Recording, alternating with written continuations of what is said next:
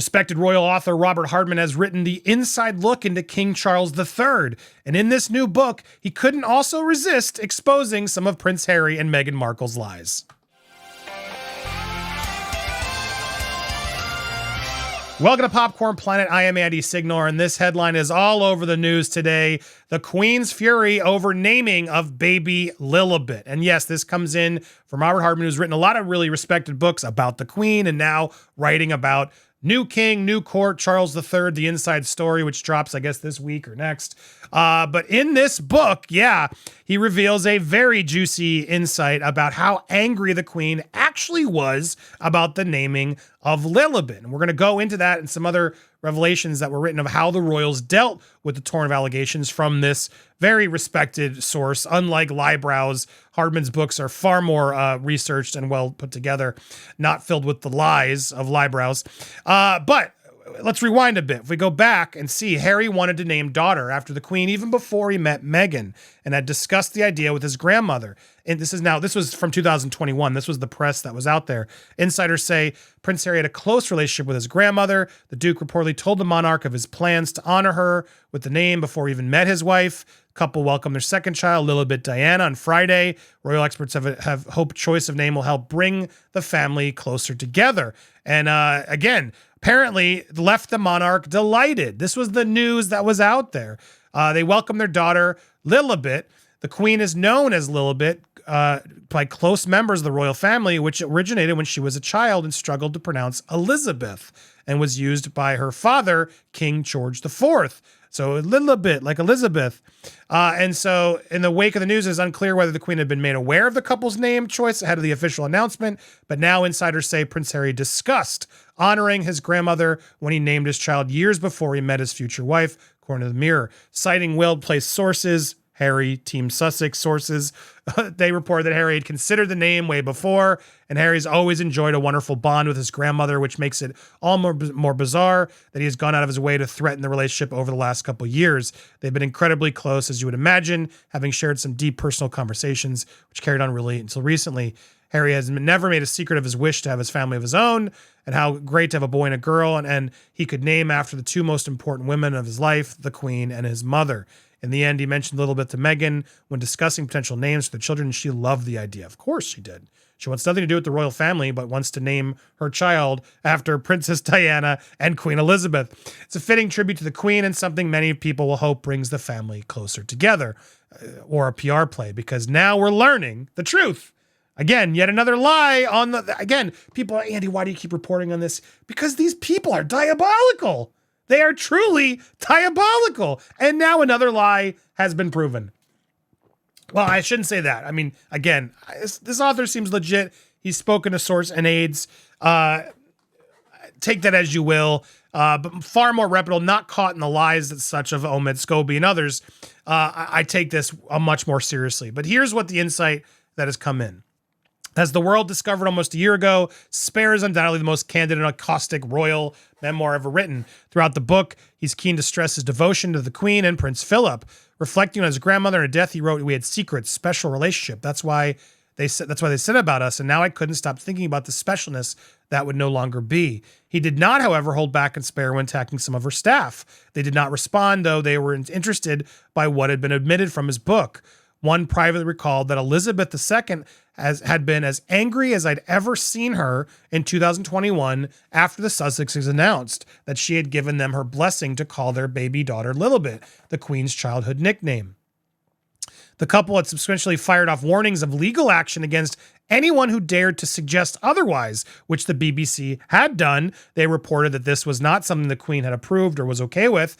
However, when the Sussex tried to co-opt the palace into propping up their version of events, they were rebuffed. Once again, it was a case of recollections may vary. The late Queen's reaction to the Oprah Winfrey interview, which apparently Catherine Middleton also had some saying, as far as Her Majesty was concerned, they weren't going to get in and argue about it. It was such an easy thing for the Queen to have, been okay with, but no, apparently she never publicly endorsed that.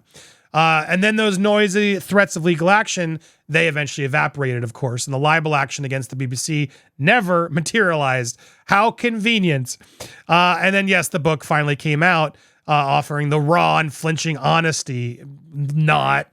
And that's what happened. So the reality came in here, and this headline is legit. She was furious, as angry as I'd ever seen her after the Sussexes claimed they had their blessing to use the childhood name. Now, this is what's come out, and now there's people out there attempting to debate it. He didn't need her permission. I'm curious what you guys think. This is coming in from Dr. Shola.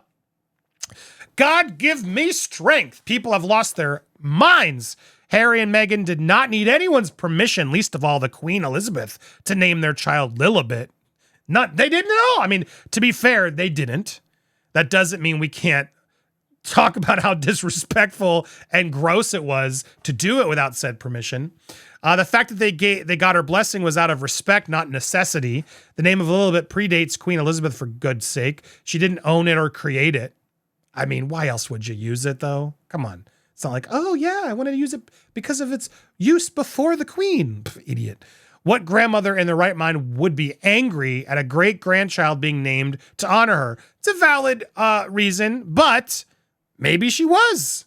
It's a valid question, but I have very strong views about Queen Elizabeth as a monarch, her legacy, but even I'm flabbergasted at these spurious claims that do nothing but blight her character and judgment. If these unnamed sources and aides thought this would damage Harry and Meghan, they're wrong. Daily Mail has successfully dredged up a dead queen and given her name a beating in order to profit off defaming Harry and Meghan. Again, shameful.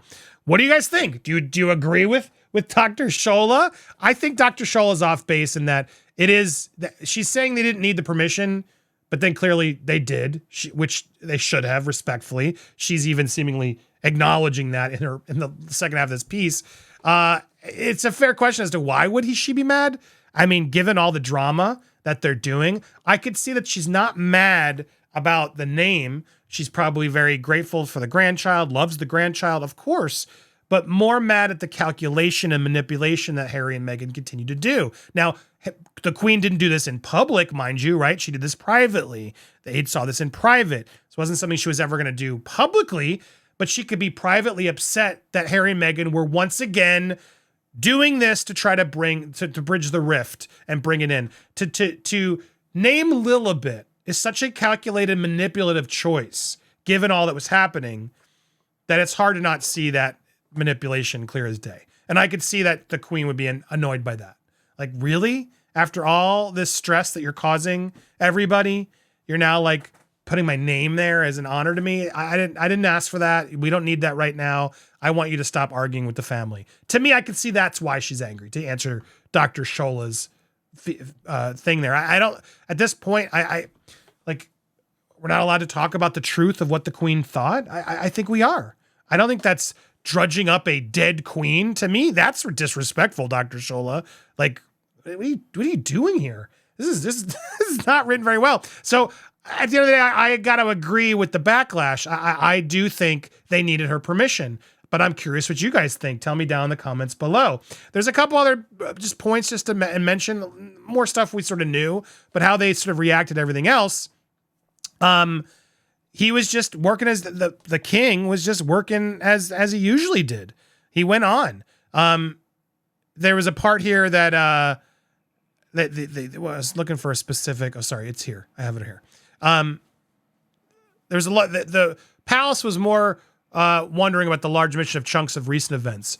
Why it did not go unnoticed that Harry and Meghan's wedding, their married life, their eventual departure from the royal world amounted to a small part, less than a fifth of Harry's memoir, which suggests a sequel or more, a memoir by Meghan in due course. They clearly believe that.